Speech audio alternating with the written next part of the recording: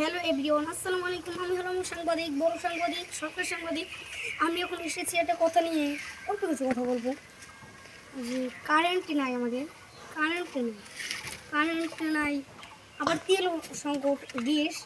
গ্যাসের দাম, যে গ্যাস 1600 টাকা ছিল, সেই গ্যাস এখন 500-300 টাকা পর্যন্ত গিয়েছে। আমরা কিছুই করতে পারি নাই।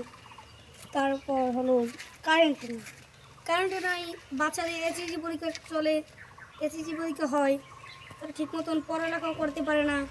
রাতে 6টার সময় জায়গা কারেন্ট, কারণ 6টার সময় গেলে 7টা 8টা 9টার সময় আসে, আসার পরে আবার যাওয়ার পর আমাদের বাচ্চাটা পরে কীভাবে, আবার এই তেল নাই অনেক মানুষ যাতায়াতও করতে পারে না। যাতায়াত করার ফলে অনেক কিছু অসুবিধা হয় আমাদের। হুন্ডার, বাস, ট্রাক, কত কিছু, বিমান।